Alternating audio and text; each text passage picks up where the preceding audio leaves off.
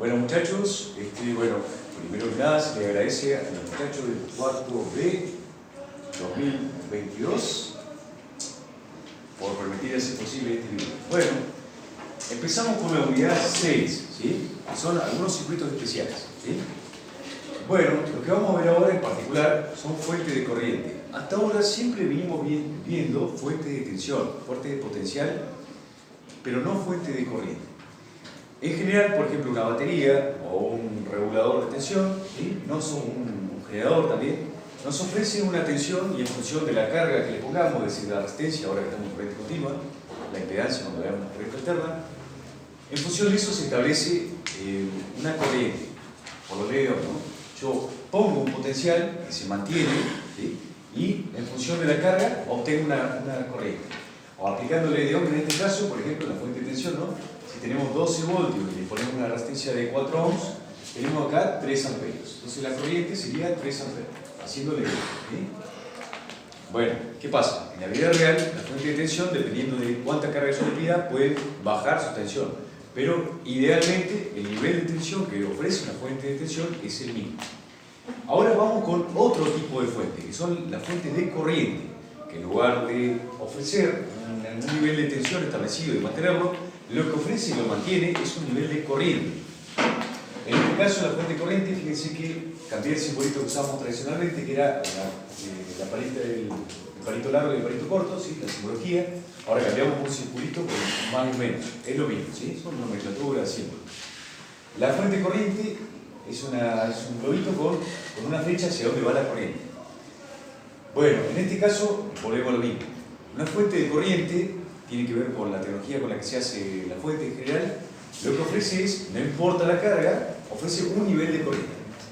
¿Y qué se adapta a eso? Bueno, la tensión. Por ley de Ohm, ustedes saben, chicos, que la corriente es igual a la tensión dividido la resistencia. La resistencia es la carga que yo estoy poniendo. Y estas dos variables dependen de cuánto ofrezco y qué carga le pongo, como les acabo de decir. La ley de Ohm para resistencia siempre se cumple, ¿no? Conductores.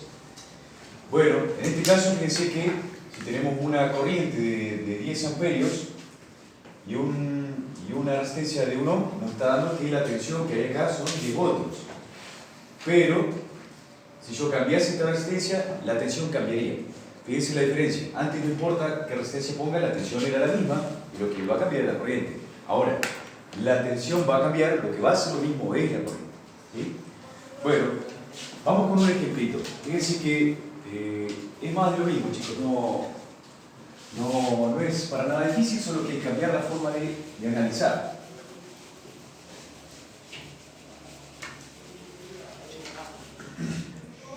Bueno, tenemos un circuito mixto muy sencillo acá, pero esta vez con una fuente de corriente. Entonces, observemos, tenemos que hacer lo mismo que antes. Olvidémonos de qué entrega energía y vamos a concentrarnos en el circuito. Vamos a obtener un equivalente, ¿sí? Como hacíamos antes, en la unidad anterior. Entonces tenemos la fuente de corriente, es decir, que acá viene la primera resistencia que vale 3 ohms. Y este paralelo. Para sacar ese paralelo lo que tenemos que hacer es, bueno, 1 dividido 4 más 1 dividido 12, 1 dividido todo eso. 1 dividido paréntesis, 1 dividido 4 más 1 dividido 12, cerramos paréntesis. Me da 3 ohms, ¿sí? Y acá finalmente tenemos el circuito equivalente final, ¿sí? Donde esto vale 6 ohms porque esto es una resistencia seria.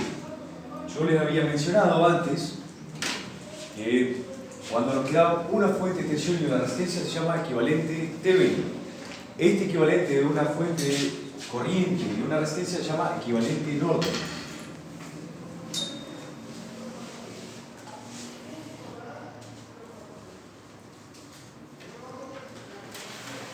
Los teoremas de Thevenin y Norton se ven en la unidad 7, como lo vamos a ver un poquito más. Bueno, está bien. Ahora, nosotros sabemos que esta corriente son 2 amperios. ¿Sí? 2 amperios ofrece. Entonces, ¿cuánta tensión hay ahí? Bueno, no es difícil, chicos, ¿sí? Corriente por resistencia me dan los 12 voltios que están el potencial que tiene esta resistencia equivalente. Seguimos para arriba. seguimos el análisis como verán el mismo. Lo que cambió fue qué es lo que se establece como condición externa del circuito. Acá vienen 2 amperios, siguen siendo 2 amperios en todo el circuito porque es un circuito serio, obviamente. Y acá serían 6 voltios y acá son 6 voltios.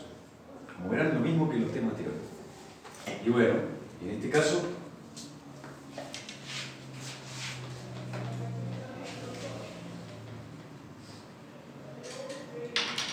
vamos a rellenar las variables que había que determinar. Como siempre suelo decirle al enunciado, determinar las variables señaladas, ¿no? Entonces, la entrada siguen siendo 2 amperios. ¿Sí? Esta era una resistencia de 3 ohms, esta es una resistencia de 4 ohms, esta es una resistencia de 12 ohms. La tensión que vamos a calcular son 6 voltios ahí, acá son 6 voltios, esto es un circuito paralelo, así que sigue siendo igual, 6 voltios, obviamente. Y bueno, y ahora sería 6 voltios dividido 4 para esa rama, lo cual obviamente es 1,5 amperios, y acá vienen los 0,5 amperios que faltan, o sea, son 6 voltios dividido 12, 0,5, 1,5 más 0,5 da los 2 que son de la fuente. Como verán, es lo mismo, insisto. La diferencia es que ahora tenemos una fuente de corriente. En la vida real hay fuente de corriente y hay fuente de tensión.